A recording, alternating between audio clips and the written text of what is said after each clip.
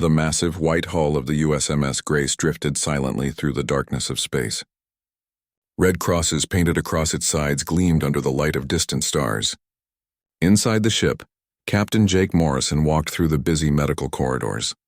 His weathered face showed years of commanding hospital ships in dangerous places. Doctors and nurses moved quickly past him, carrying supplies and tending to patients from different alien species. Dr. Lisa Chen looked up from her surgical table, where a wounded Veltar soldier lay unconscious. The crystalline being's body sparkled even under the harsh medical lights. She had been operating for 6 hours straight, repairing damage from plasma burns. Her steady hands moved with practiced skill as she sealed the last of the wounds. The Veltar would live, even though his people were currently at war with 3 other species. Captain Morrison stopped at the observation window overlooking the main medical bay. Below him, dozens of beds held patients from across the galaxy. Reptilian Essketh warriors rested next to wounded Zephyrian pilots. Human medical staff moved between them all, treating each patient with the same care regardless of their species or which side they fought. For in the endless wars that plagued this sector of Space. Chief Medical Officer, Dr. Robert Kim approached the captain with a datapad in his hands. His kind eyes looked tired but determined. The Grace had been operating in this neutral zone for 3 months, taking in wounded from every battle that raged between the warring factions. Kim showed Morrison the latest patient reports. They had treated over 2,000 beings in that time, losing only a handful to injuries too severe even for human medical technology. Morrison nodded as he reviewed the numbers. The Grace operated under the ancient Terran medical accords, laws that humanity had written when they first ventured into space. These laws stated that medical ships would treat all wounded regardless of species, politics, or war status. In return, these ships were to be protected and never attacked. The Red Cross symbol was recognized throughout known space as a sign of safety and healing. The captain remembered his first day aboard a hospital ship 20 years ago. He had been shocked to see enemy soldiers lying in beds next to his own wounded comrades. His commander had explained that humans were different from other species. While most aliens only helped their own kind, humans had extended their healing to all sentient life. This made them unique in the galaxy and earned them respect even from their enemies. A sudden alarm echoed through the corridors. Lieutenant Sam Rodriguez's voice crackled over the communication system. A distress signal had been detected from a Zephyrian patrol vessel under attack by Veltar forces. The battle was taking place only 3 light minutes away. Rodriguez's voice carried concern as he reported that the Zephyrian ship was badly damaged and venting atmosphere into space. Morrison hurried to the bridge where Rodriguez waited with a worried expression. The tactical officer pulled up a holographic display showing the battle. The Zephyrian vessel was clearly losing the fight. Its engines were dead and several hull breaches were visible. Rodriguez shook his head and suggested they stay away from the active combat zone. Getting involved in ongoing battles was dangerous, even for protected medical ships. The captain studied the display for a moment. He could see the Zephyrian ship's life signs fading rapidly. Dozens of beings would die if they did not receive immediate medical attention. Morrison had faced this decision many times before. Every time he chose to help. That was what humans did. That was what made them different from every other species in the galaxy. Morrison ordered the Grace to change course toward the battle. He activated the ship's emergency medical protocols.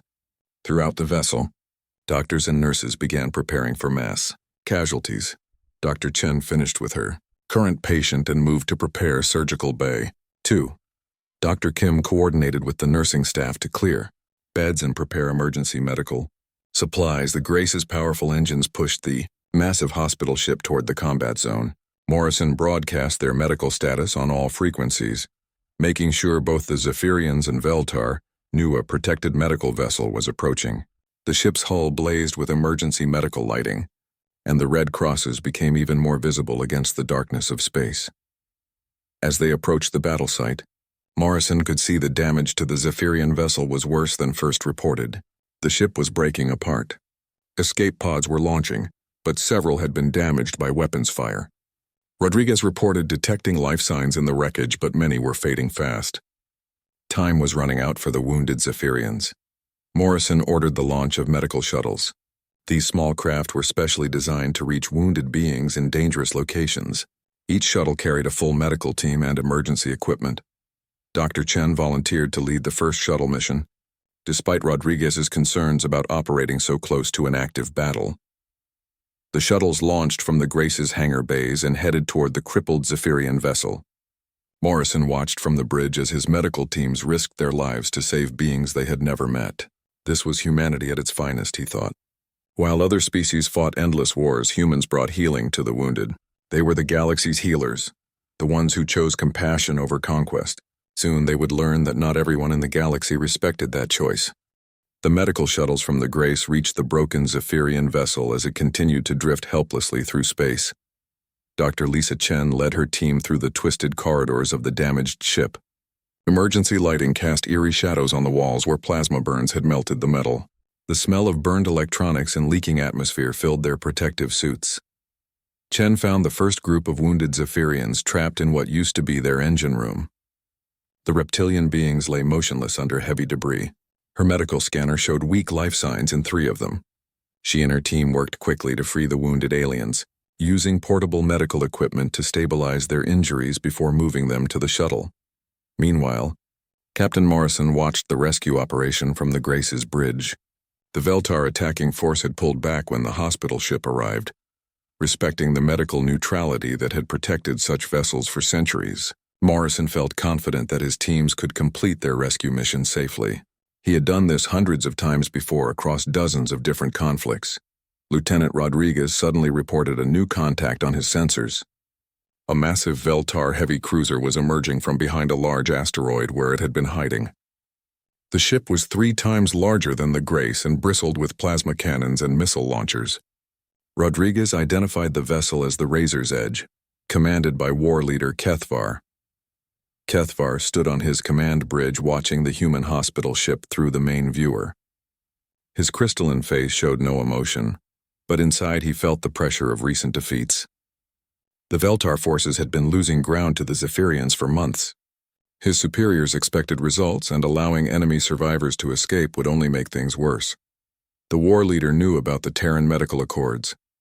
His people had benefited from human medical aid many times during their long war with various enemies. But today was different. The wounded Zephyrians might carry important military information about upcoming attacks. Letting them live could cost thousands of Veltar, lives in future battles. Morrison received the communication from the Veltar cruiser as Dr. Chen's teams continued loading wounded Zephyrians onto their shuttles. The message was brief and formal. Kethvar identified himself and requested that the Grace cease its rescue operations. Morrison responded that they were operating under medical protection and treating wounded beings as required by galactic law. The Veltar war leader stared at the human hospital ship on his screen. He could see the red crosses painted on its hull and the medical identification signals broadcasting from its communication array. For a moment he hesitated. Then he thought about his recent failures and the disappointment of his commanders. This was war, and war required hard choices. Dr. Chen had just loaded the last wounded Zephyrian onto her shuttle when her pilot urgently called for immediate departure. The Veltar cruiser was powering up its weapons. Chen strapped herself into her seat as the shuttle raced back toward the Grace. She could see other medical shuttles also returning at maximum speed, their rescue mission nearly complete. Morrison broadcast one final message to the Veltar ship, reminding them that attacking a medical vessel would violate every treaty and law of civilized warfare. He announced that the Grace was preparing to leave the area with the rescued wounded. The captain believed that common sense and military honor would prevail as they always had before. Kethvar made his decision. He ordered his weapons officer to target the human hospital ship. The young Veltar officer hesitated, asking if the war leader was certain about attacking a protected medical vessel. Kethvar's reply was cold and final. The enemy survivors could not be allowed to escape with their intelligence.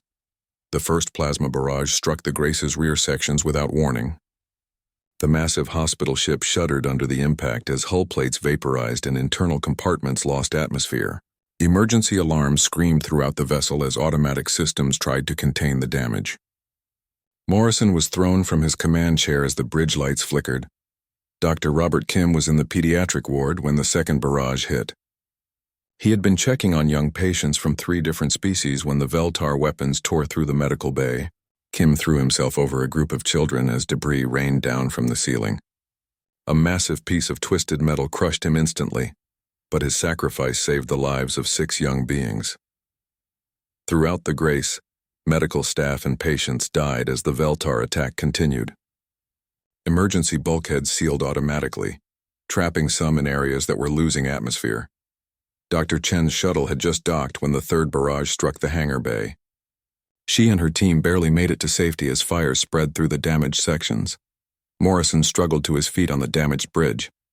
Blood ran down his face from a deep cut caused by flying debris. Rodriguez reported massive casualties throughout the ship and critical damage to the main medical facilities. The captain looked at the tactical display showing the Veltar cruiser preparing for another attack. Something unthinkable had happened in the civilized galaxy. With his communication array partially destroyed, Morrison managed to send one final message toward human space before the 4th barrage hit. The transmission was simple but would change everything. Medical vessel under deliberate attack by Veltar forces. Immediate assistance requested. The message traveled through hyperspace toward Terra Prime, carrying news that would shock the galaxy. Someone had broken the most sacred law of civilized warfare. Someone had attacked a hospital ship. The emergency session of the Terran Medical Council convened within an hour of receiving Morrison's transmission. Director Maria Santos stood at the head of the conference table, her usually calm face showing anger that none of the council members had ever seen before. The holographic display in the center of the room showed the last images from the Grace before its communication array was destroyed. Santos read the casualty reports as they came in from the damaged hospital ship. 347 medical personnel were confirmed dead. Over 1,200 patients from 17 different species had also been killed in the attack. Among the dead were 42 children who had been receiving treatment in the pediatric ward when the Veltar weapons struck. The council members sat in shocked silence as the full extent of the violation became clear. In over 2 centuries of human space exploration, no hospital ship had ever been deliberately attacked.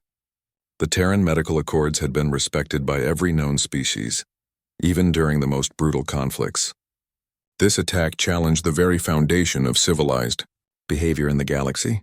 Santos activated the emergency communication link to Admiral Patricia Hayes of the Terran Defense Fleet. The Admiral's face appeared on the screen, already showing the strain of rapid mobilization. Hayes reported that she had ordered every available human warship to converge on the attack site. The response would be unlike anything the galaxy had ever witnessed. The Sacred Trust Protocol had been activated for the first time in human history. This military response plan had been written decades ago but never used. It called for immediate and overwhelming force against anyone who attacked human medical vessels. Admiral Hayes explained that 3 full battle groups were already jumping to hyperspace, led by the massive dreadnought TDF Hippocrates. Hayes stood on the bridge of the Hippocrates as the enormous warship prepared for its jump to hyperspace. The dreadnought was over 2 kilometers long and carried enough firepower to destroy entire fleets. Around it, dozens of other human warships took formation. Cruisers, destroyers, and the experimental assault ship TDF Caduceus all prepared to respond to the unthinkable attack. The Admiral opened a communication channel that would broadcast across known space. Her words were measured but carried the weight of human fury. She announced that any force attacking human medical vessels had declared war on the fundamental principles of civilization itself. The galaxy would learn that humanity's compassion came with a price for those who violated it. As the human fleet jumped to hyperspace, something unprecedented began happening across the galaxy. Species that had fought each other for millennia started sending urgent messages to their own military commanders. The Zephyrian High Command, learning that their enemies had been saved by the Grace before its destruction, immediately dispatched their second fleet to the incident site. Even neutral worlds that usually avoided military conflicts began mobilizing their defense forces. The attack on the Grace had shaken every civilization in known space.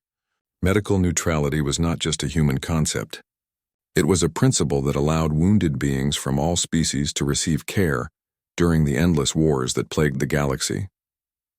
On the Esiscath homeworld, the Reptilian Council called an emergency meeting. Their military leaders argued about whether to send ships to support the human response. The Scyth had been enemies of humanity in several conflicts, but they had also benefited from human medical aid. The decision was unanimous. Their third battle group would join the growing fleet heading toward the Grace. Even some Veltar commanders began questioning war leader Kethvar's actions. High Commander Zethro sent an urgent message demanding an explanation for the attack on a protected medical vessel. The Veltar military code emphasized honor in battle, and attacking healers violated everything they claimed to stand for as warriors. Back on Earth, Director Santos coordinated the largest medical mobilization in human history. Hospital ships from across human space began moving toward the incident site. The new vessels would not only help with the wounded from the Grace, but also establish a massive medical presence to show the galaxy that humanity would not be intimidated. Santos also sent a message to every alien, government, and military organization in known space. The communication was simple but carried enormous implications. She announced that humanity was immediately suspending all medical aid to military conflicts. No more hospital ships would operate in war zones. No more human medical personnel would treat enemy wounded. The galaxy's healers were withdrawing their services. The reaction to this announcement was immediate and panicked. Military leaders across the galaxy realized what they had lost. For generations, they had relied on human medical ships to save their wounded soldiers. Conflicts that might have resulted in massive casualties had been manageable because humanity provided healing to all sides. The Zephyrian Emperor sent an urgent diplomatic message to Terra Prime. His empire had been saved countless times by human medical intervention. Without that safety net, future conflicts with the Veltar would become far more costly in lives. He offered the full support of the Zephyrian military to ensure that medical neutrality would never again be violated. As Admiral Hayes's fleet continued its jump toward the Grace, she received reports of other species mobilizing their own forces. What had started as a human response to an attack on their medical ship was becoming the largest military gathering in galactic history. The violation of medical neutrality had united former enemies in a way that diplomacy had never achieved. War leader Kethvar had no idea what was coming for him. War leader Kethvar stood on the bridge of his cruiser, watching the broken hull of the human hospital ship drift slowly through space. Parts of the Grace were still venting atmosphere and debris into the void. He felt a moment of satisfaction at eliminating the enemy survivors, but something cold was growing in his stomach. His communication officer reported multiple hyperspace signatures approaching their position. The first ships to arrive were human. The massive dreadnought TDF Hippocrates dropped out of hyperspace like an avenging angel. Its hull was black as night and bristled with weapons that could crack planets. Behind it came dozens of other human warships, their formation perfect and menacing. Admiral Hayes broadcast no warnings or demands, only a simple identification signal. Kethvar ordered his tactical officer to count the approaching human vessels. The numbers kept growing as more ships arrived. 30 human warships became 50, then 70. Each vessel was larger and more heavily armed than anything in the Veltar fleet. The war leader began to understand that he had made a terrible mistake. Then came the real shock. Zephyrian vessels began dropping out of hyperspace alongside the human fleet. The species that had been fighting the Veltar for decades was now working with their human rescuers. Sketh warships followed, then vessels from a dozen other species. The largest military gathering in galactic history was forming around Kethvar's single cruiser. Admiral Hayes established communication with the surviving crew of the Grace. Captain Morrison, his face bandaged and his uniform torn, appeared on her screen from the damaged hospital ship's emergency bridge. His voice was steady despite the pain he was clearly feeling. He reported that over 1,500 beings had died in the attack, including many children. Hayes felt her anger grow as she listened to Morrison's report. The Grace had been saving wounded Zephyrians when it was attacked. Dr. Lisa Chen and her medical teams had risked their lives to rescue enemy soldiers, and the Veltar had repaid that mercy with violence. This was not just an attack on a hospital ship. It was an assault on everything humanity stood for. The Admiral opened a channel to Kethvar's ship. Her message was broadcast across all frequencies so that every vessel in the growing fleet could hear it. She identified herself and stated that the Veltar cruiser had committed an act of war against not just humanity, but all civilized species. She offered Kethvar one chance to surrender and face trial for his crimes. Kethvar stared at the tactical display showing over 200 warships now surrounding his position. His own vessel was powerful, but no match for even a fraction of the forces arrayed against him. His crew looked at him with fear in their crystalline faces. They had followed his orders to attack the hospital ship, but now they faced the consequences of that choice. The war leader thought about surrender, but his honor code would not allow it. The Veltar military tradition emphasized dying in battle, rather than accepting capture. He had made his choice when he ordered the attack on the Grace. Now he would face the results with the courage his people expected. From their leaders, Kethvar gave his response to Admiral Hayes. He acknowledged his attack on the hospital ship and stated that he would not surrender. His crew prepared for battle even though they knew it was hopeless. The war leader ordered his weapons powered and his shields raised. If he was going to die, he would die fighting as a Veltar warrior should. Admiral Hayes sighed as she received Kethvar's defiant reply. She had hoped to capture him alive so he could face proper justice for his crimes. Instead, she would have to destroy his ship and crew. She gave the order for all vessels to target the Veltar cruiser's weapons and engines. The response would be precise and overwhelming. The battle lasted less than 30 seconds. Focused fire from dozens of warships struck the Razor's Edge simultaneously. Every weapon system was destroyed in the first volley. The engines were crippled in the second. The shields collapsed completely as the massive cruiser was reduced to a helpless hulk drifting in space. Kethvar found himself thrown to the floor of his bridge as his ship's systems failed around him. Emergency lighting cast red shadows on the twisted metal. His crew was alive, but his vessel was completely disabled. He had expected to die in glorious battle, but the humans had chosen to spare his life instead. Admiral Hayes sent boarding parties to secure the disabled Veltar cruiser. Human Marines found Kethvar and his crew alive but defeated. The war leader was confused by this mercy. He had attacked their hospital ship and killed their healers. By the laws of war, he deserved execution. Instead, the humans were treating his wounds and ensuring his crew's survival. As Kethvar was taken into custody, Admiral Hayes made an announcement that would shock the galaxy even more than the massive fleet gathering. She declared that humanity was immediately withdrawing all medical support from military conflicts. No more hospital ships would operate in war zones. No more human doctors would treat wounded soldiers from any species. The implications of this decision spread quickly through the assembled fleet. Species that had relied on human medical aid for generations suddenly faced the prospect of fighting wars without that safety net. The Zephyrian commander immediately sent an urgent message to his government. The Esketh admiral did the same. Every military leader present understood that warfare had just become far more deadly and costly. The humans had shown them exactly what they were losing by allowing one of their own to attack a hospital ship. The galaxy reacted with panic to humanity's withdrawal of medical support from military conflicts. Within days of Admiral Hayes' announcement, casualty rates in ongoing wars jumped dramatically. The Zephyrian-Esketh border conflict that had been manageable with human medical aid suddenly became a bloodbath. Both sides found themselves losing soldiers who would have been saved by human hospital ships. On the Zephyrian homeworld, Emperor Vexthul called an emergency session of his military council. The reports from the front lines were devastating. Without human medical ships to treat their wounded, entire battalions were being wiped out in battles that should have been minor skirmishes. The Emperor realized that his empire's military strategy had depended completely on humanity's healing services. Similar meetings were taking place across known space. The Esikath Reptilian Council discovered that their own medical technology was centuries behind human capabilities. Species that had focused on weapons and warfare had neglected the healing arts, assuming that humans would always be there to save their wounded soldiers.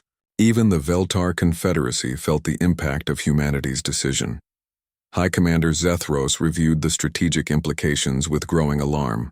The Veltar had been planning a major offensive against their enemies, but without human medical support, such an attack would result in losses they could not afford. War leader Kethvar's rash action had crippled their military options. Captain Jake Morrison stood before the Galactic Council 3 weeks after the attack on his ship. His arm was still in a medical support device, and scars marked his face where debris had cut him during the assault.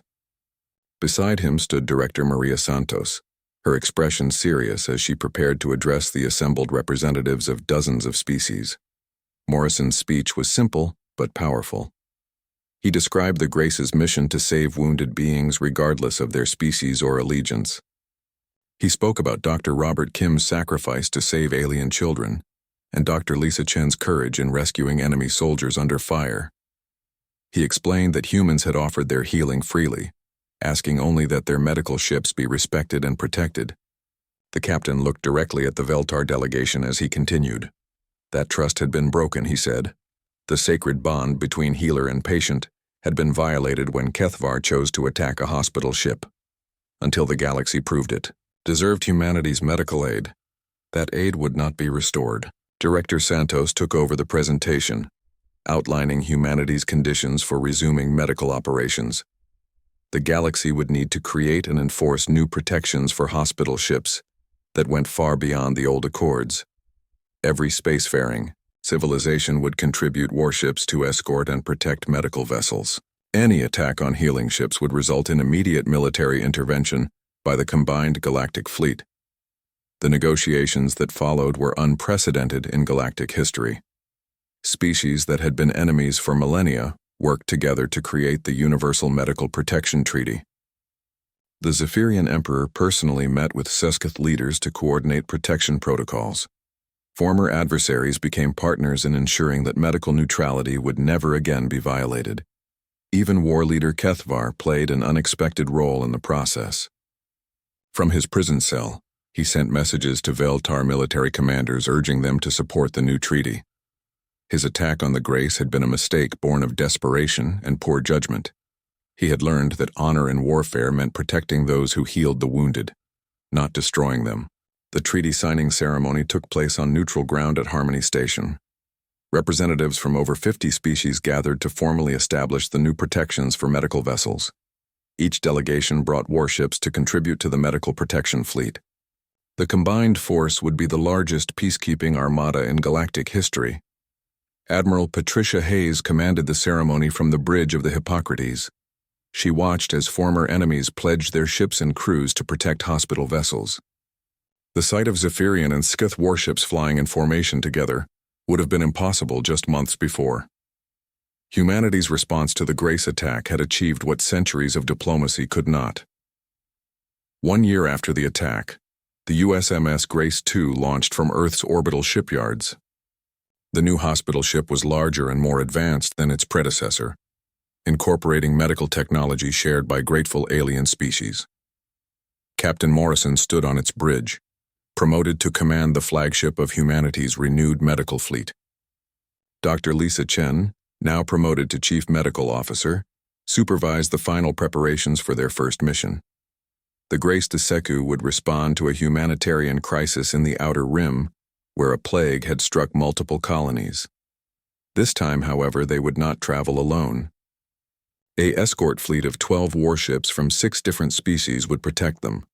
As the Grace II prepared for its hyperspace jump, Morrison received a final message from Earth. War leader Kethvar had been granted parole in recognition of his efforts to support the new Medical Protection Treaty. The former Veltar commander would spend the rest of his life working with medical organizations, ensuring that his mistake would never be repeated. The hyperspace jump engaged, and the Grace II disappeared into the void accompanied by its protective escort. Morrison looked around his new bridge and smiled. Humanity had taught the galaxy its greatest lesson. Compassion was not weakness, but the foundation of true civilization. Sometimes the greatest mercy was showing others why mercy mattered. The galaxy had learned, and the healers could return to their sacred work knowing they would never again face the horror that had destroyed the first Grace. In the end, humanity's greatest victory was not won with weapons but with the simple truth that all life deserved to be saved.